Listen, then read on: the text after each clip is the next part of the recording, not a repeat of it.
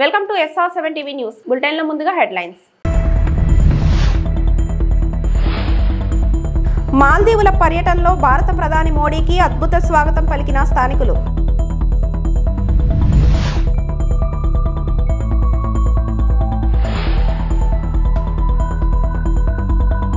గోవా గవర్నర్గా అశోక్ గజపతిరాజు ప్రమాణం.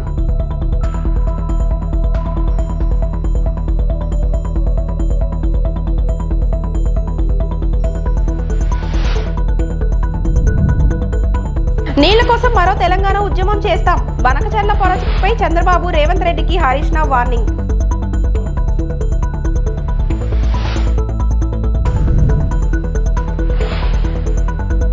పోలవరం వద్ద ఉధృతంగా ప్రవహిస్తున్న గోదావరి.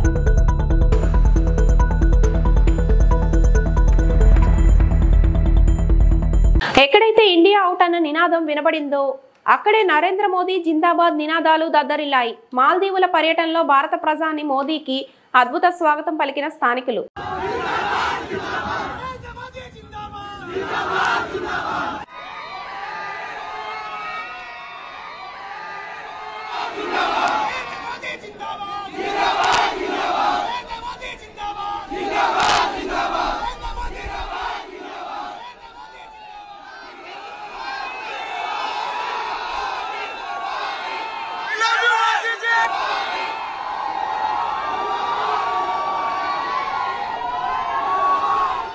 గోవా గవర్నర్గా అశోక్ గజపతిరాజు ప్రమాణ స్వీకారం చేశారు. గోవా గవర్నర్ బంగ్లా దర్బార్ హాలులో ప్రమాణ స్వీకారోత్సవం జరిగింది. ఈ కార్యక్రమంలో కేంద్ర మంత్రి రామ్మోహన్ నాయుడు, టీడీపీ ఎంపీలు పాల్గొన్నారు. అశోక్ గజపతిరాజు ప్రమాణ స్వీకారోత్సవానికి మంత్రులు లోకేష్, సంధ్యారాణి, కొండపల్లి శ్రీనివాస్ హాజరయ్యారు. స్పీకర్ అయ్యన్న పాత్రుడు కూడా ప్రమాణ స్వీకార వేడుకలో పాల్గొన్నారు. గోవా గవర్నర్గా ప్రమాణ స్వీకారం చేసిన అశోక్ గజపతిరాజుకు పోలీసులు గౌరవ వందనం సమర్పించారు. ఆ తర్వాత గోవా ప్రభుత్వ ఉన్నతాధికారులు, ముఖ్య నేతలు అశోక్ గజపతిరాజుకు పుష్పగుచ్చాలు అందించి శుభాకాంక్షలు తెలిపారు.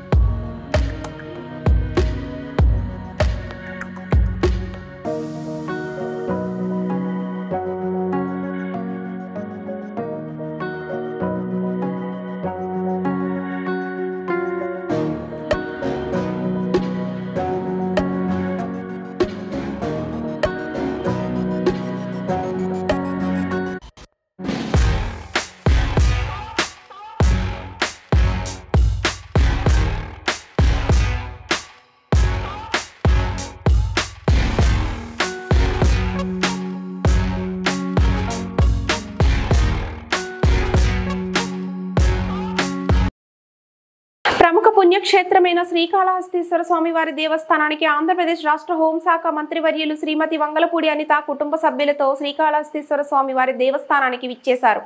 వారిని దేవస్థానం డిప్యూటీ ఈవో కృష్ణారెడ్డి స్వాగతం పలికి శ్రీ జ్ఞాన ప్రసూనాంబిక సమేత శ్రీకాళహస్తీశ్వర స్వామివారి ప్రత్యేక దర్శనం చేసుకున్నారు. ఈ కార్యక్రమంలో పట్టణ అధ్యక్షులు విజయబాబు, మాజీ మార్కెట్ చైర్మన్ చెంచయ్య నాయుడు, దుర్గా ప్రసాద్, కాసారం రమేష్, సుబ్బయ్య, జాకీర్ తదితరులు పాల్గొన్నారు.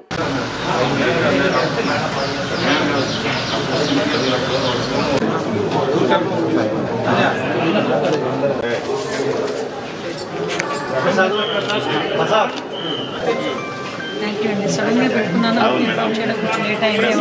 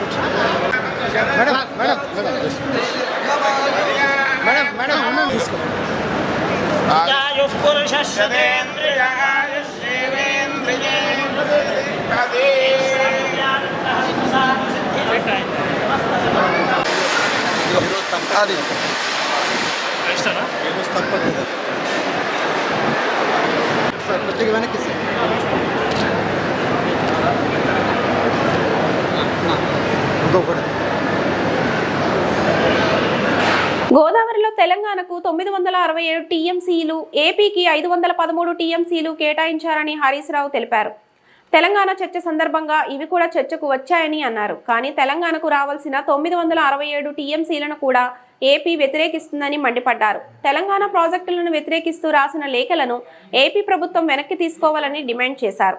హైదరాబాద్ ఉప్పల్ సమీపంలోని మల్లాపూర్ విఎన్ఆర్ గార్డెన్లో శనివారం నాడు నిర్వహించిన బీఆర్ఎస్వి రాష్ట్ర స్థాయి సదస్సుకు హరీష్ రావు హాజరయ్యారు. ఈ సందర్భంగా బనకచెర్ల ప్రాజెక్టుపై పవర్ పాయింట్ ప్రజెంటేషన్ ఇచ్చారు. బ్యాక్ వాటర్ లో పోతిరెడ్డిపాడు హెడ్ రెగ్యులేటర్ తర్వాత నిర్మించిన క్రాస్ రెగ్యులేటర్ పేరు బనకచెర్ల. ఆ బనకచెర్ల దగ్గర 4 క్రాస్ రెగ్యులేటర్స్ ద్వారా పెన్నా బేసిన్ రాయలసీమ జిల్లాలకు నీళ్లు తీసుకుపోయేటువంటి క్రాస్ రెగ్యులేటరే బనకచెర్ల. అంటే గోదావరి నీళ్లను రాయలసీమకు తీసుకుపోయే ప్రాజెక్ట్. ఆ బనకచెర్ల క్రాస్ రెగ్యులేటర్ లో ఈ నీళ్లు వదిలిపెడితే అక్కడి నుంచి రాయలసీమ జిల్లాలకు నీళ్లు తీసుకుపోయే ప్రాజెక్టు గోదావరి బనకచెర్ల. నెక్స్ట్ ఏంటి ప్రాజెక్టులో వాళ్ళ ఉద్దేశం ఏంది? రోజుకు 2 టీఎంసీల నీళ్లను పోలవరం ప్రాజెక్ట్ నుంచి బనకచెర్లకు తీసుకువెళ్లి ఒక 200 టీఎంసీలను మళ్లించేటువంటి ప్రాజెక్టు. దానికంటే ముందు ఒక పాయింట్ మీరు బాగా అర్థం చేసుకోవాలి. ఒక నది, ఏ నది అయినా వివిధ రాష్ట్రాల గుండా వివిధ దేశాల గుండా ప్రవహిస్తూ ఉంటుంది. గోదావరి నది తీసుకుంటే 7 రాష్ట్రాల్లో ప్రవహిస్తుంటుంది.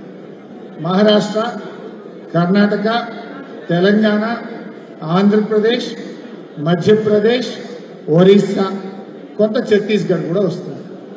సో ఇన్ని రాష్ట్రాల్లో ప్రవహిస్తే ఆ నదీ జలాలను ఎలా పంచాలి?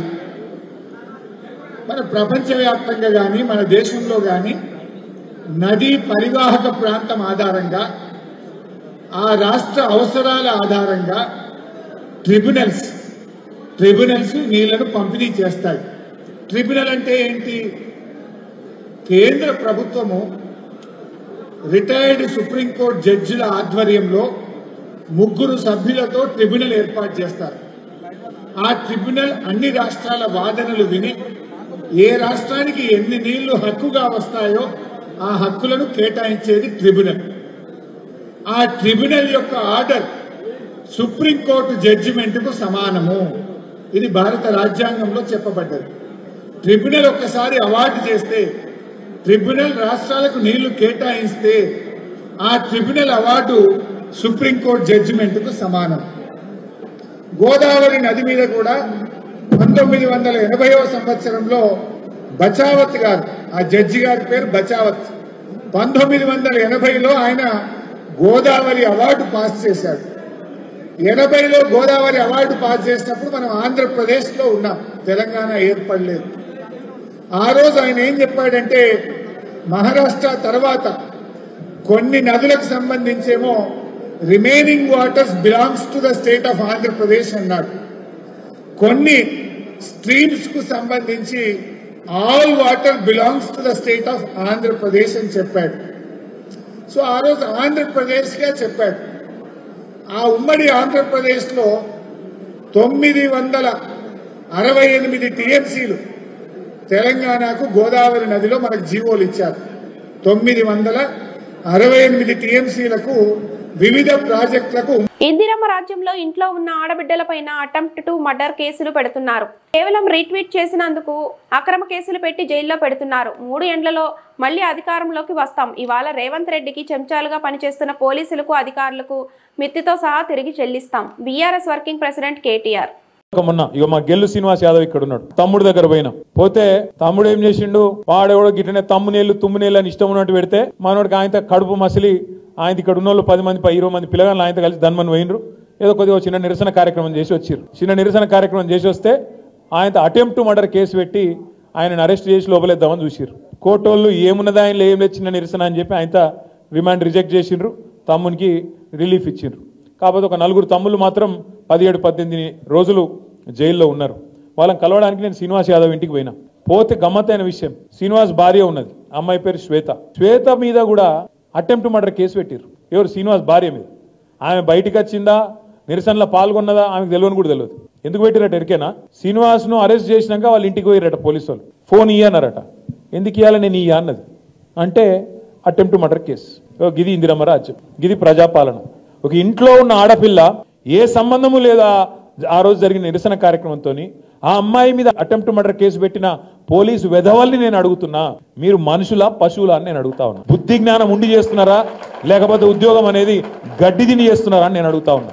అటెంప్ట్ మర్డర్ కేసు పెడతారండి ఒక అమ్మాయి మీద? నాకు అర్థం కాదు. ఇంట్లో ఉండే అమ్మాయి మీద, ఇద్దరు చిన్న చిన్న పిల్లలు ఉన్నారు ఆమెకు, గామె మీద అటెంప్ట్ మర్డర్. గిది వీని పాలన. ఇక దీన్ని మనం మురిసి పరవశించి ఓహో ఆహా మొహబ్బత్ కా దుకాణం మనం సపోర్ట్లు కొట్టాలి. అట్లే ఇంకొక కేసు, నల్లబాలు అన్న పిల్లగాడు ఉంటాడు సోషల్ మీడియాలో, వాని అసలు పేరు శశిధర్ గౌడ్. ఆ శశిధర్ గౌడ్ మీద ఇప్పటికి 12 కేసులు పెట్టారు. ఆఖరికి మొన్న ఒక రీట్వీట్ కొట్టినందుకు, బీఆర్ఎస్ పార్టీ పెట్టిన ఒక పోస్టుకు రీట్వీట్ కొడితే ఆ పిల్లగాన్ని అరెస్ట్ చేసి అన్నం తింటుంటే బరబర గుంజుకపోయి ఎవడో ఉగ్రవాదో తీవ్రవాదో అన్నట్టు గుంజుకపోయి 20 రోజులు జైల్లో పెట్టిండ్రు. ఇది వీని ప్రజాపాలన.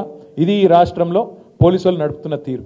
నేను మీ అందరి సమక్షంలో మీ అందరి సాక్షిగా ఒకటే మాట చెప్తా ఉన్నా. ఇవాళ విర్రవీగుతున్న పోలీస్ అధికారులు, ఇవాళ ఎవరైతే రేవంత్ రెడ్డికి చెంచగాల లెక్క పనిచేస్తున్న అధికారులు ఉన్నారో ఒక్కొక్కరికి తప్పకుండా నేను చెప్తా ఉన్నా, 3 ఏళ్లలో మళ్ళా వస్తాం. ఒక్కొక్కరికి మిత్తితో సహా ఇచ్చే బాధ్యత మాది.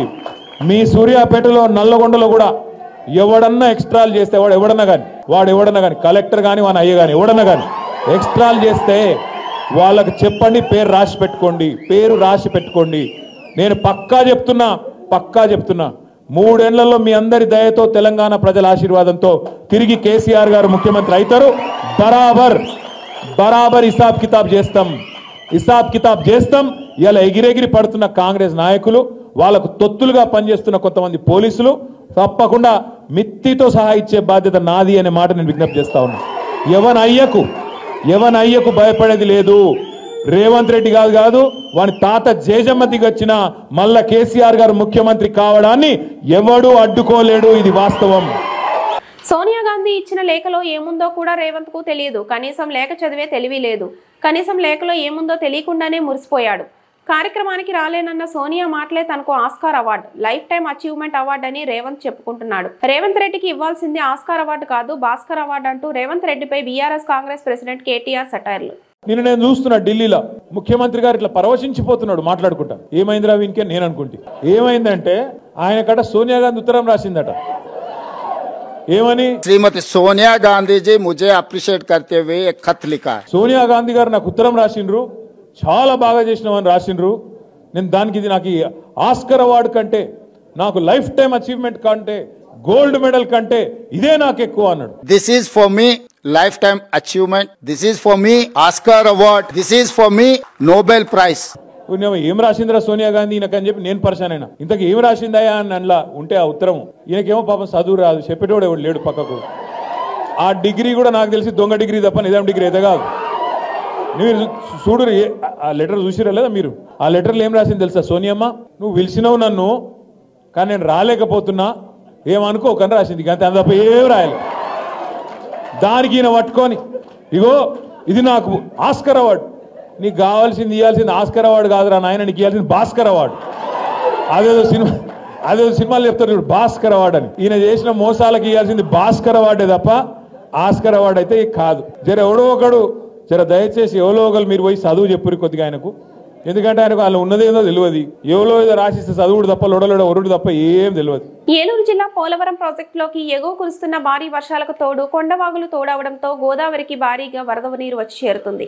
ఎగువ భద్రాచలం దగ్గర 34 అడుగులకు చేరుకున్న గోదావరి వరద ప్రమాద స్థాయికి రావడంలో లోతట్టు ప్రాంతాల ప్రజలు బిక్కుబిక్కుమంటూ జీవిస్తున్నారు. ప్రాజెక్టులోని ఎగువ స్పిల్వే దగ్గర నీటి మట్టం 29.620 మీటర్ల నమోదు కాగా, దిగువ స్పిల్వే దగ్గర 20.220 మీటర్లు నమోదు కాగా, ఎగువ కాపర్ డ్యాం దగ్గర 29.950 మీటర్లు మరియు దిగువ కాపర్ డ్యాం దగ్గర 19.700 మీటర్లు వరద నమోదైనది. 48 రేడియల్ గేట్ల ద్వారా 4,22,271 క్యూసెక్కుల వరద జలాలను దిగువకు వదులుతున్న జలవనరుల శాఖ అధికారులు.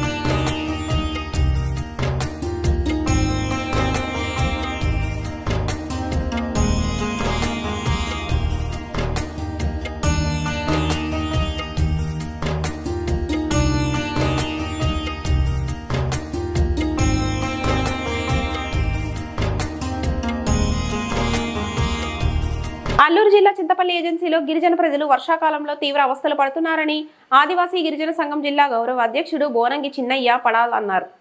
గడిచిన కొన్ని రోజులుగా కురుస్తున్న వర్షాల కారణంగా మన్యంలో వాగులు వంకలు పొంగి రహదారి రవాణా సౌకర్యాలు లేక గిరిజన ప్రజలు నానా అవస్థలు పడుతున్నారు. వంతెనలు లేకపోవడంతో ప్రమాదం భరితంగా ఉన్న వాగుల గుండా ప్రాణాలు అరచేతులు పెట్టుకుని నిత్యావసర సరుకుల కొరకు వారపు సంతలకు వెళ్లవలసిన పరిస్థితి ఎదుర్కొంటున్నారు. గర్భిణీలు వ్యాధిగ్రస్తులు ఆసుపత్రులకు వెళ్లేందుకు వాగులు దాటవలసిన పరిస్థితి ఉంది.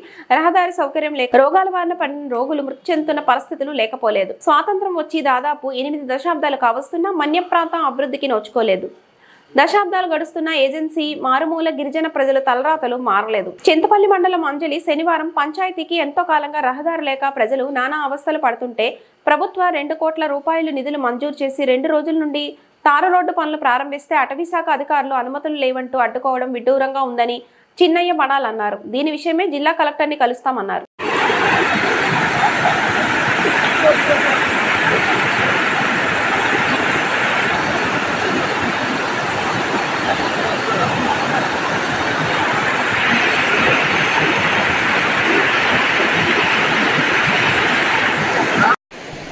నా పేరు పాంగి నాగేశ్వరరావు.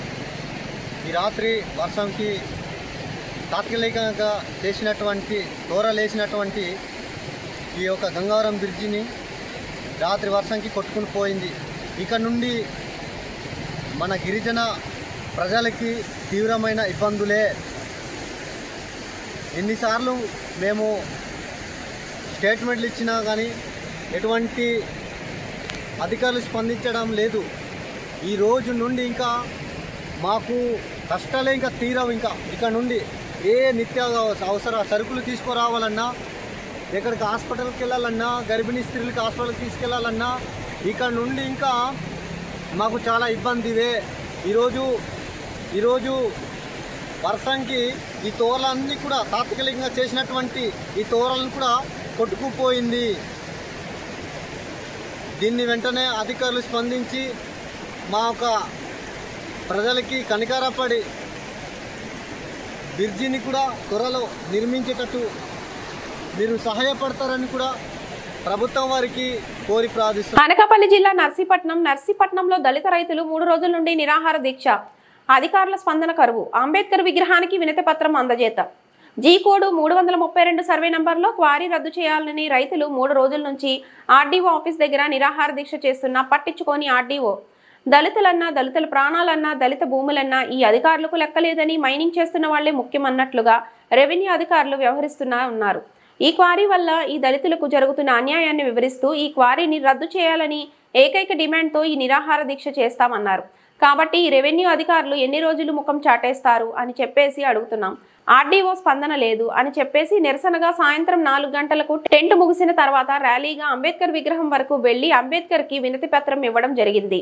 అనంతరం ఇక్కడ ధర్నా చేయడం జరిగింది. ఈ ధర్నాను ఉద్దేశించి all India Bahujan Samaj party రాష్ట్ర కమిటీ మెంబర్ బహుజన బొట్ట నాగరాజు మాట్లాడుతూ ఈ రెవెన్యూ అధికారులు ఈ పేద ప్రజలు ఇచ్చిన ట్యాక్స్ల ద్వారా జీతాలు తీసుకుంటున్నారనే విషయాన్ని మర్చిపోయి ఈ మైనింగ్ మాఫియాకు కొమ్ము కాస్తూ అనుకూలంగా ఈ నివేదికలు రిపోర్టులు ఇస్తున్నారు అని చెప్పేసి ఆవేదన వ్యక్తం చేయడం జరిగింది.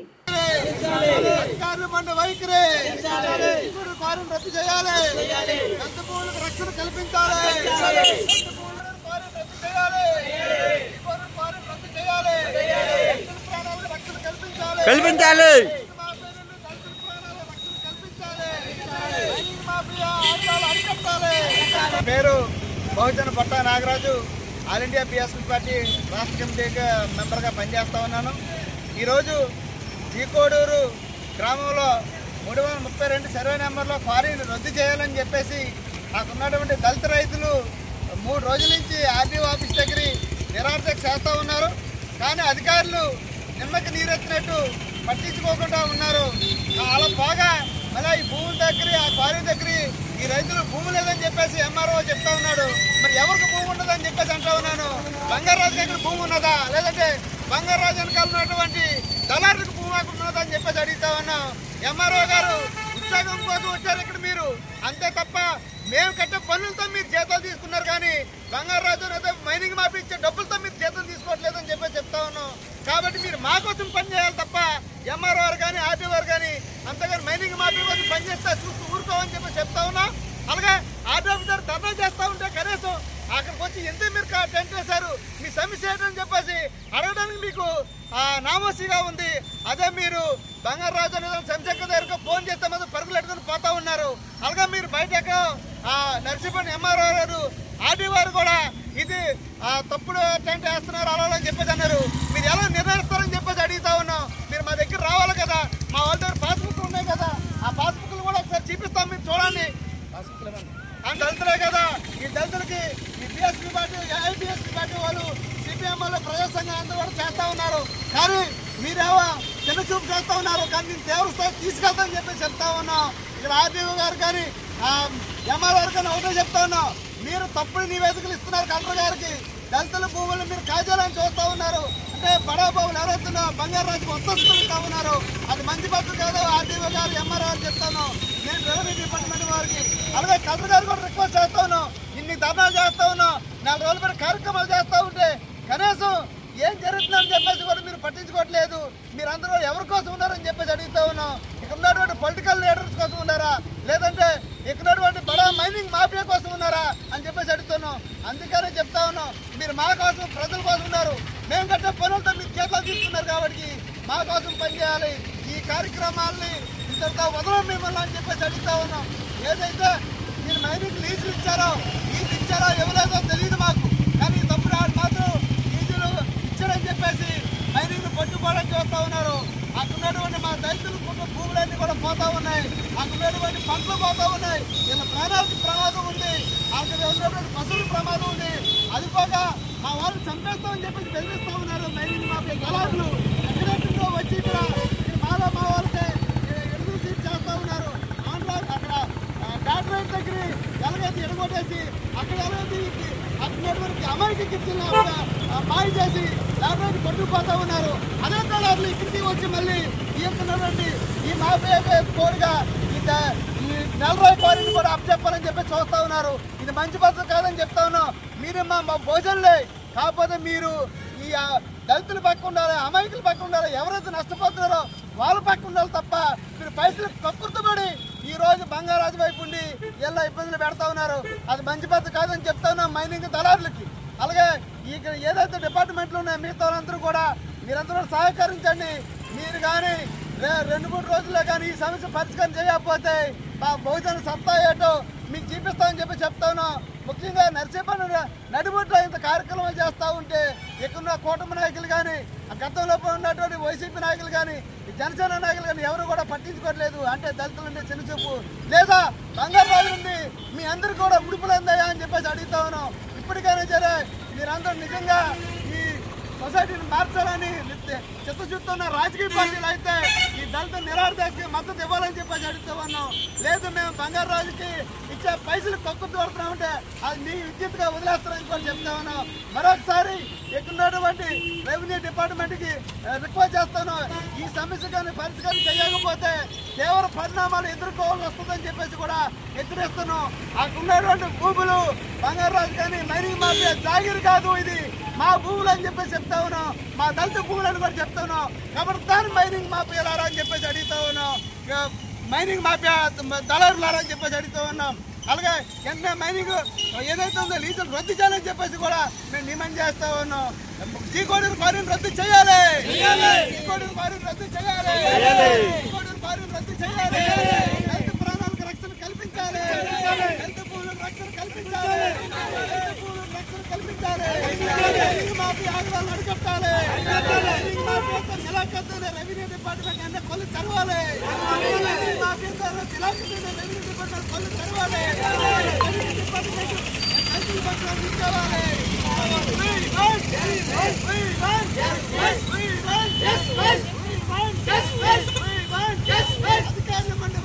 నశించాలి, నశించాలి. ఈ వార్తలు ఇంతటితో సమాప్తం. నమస్తే.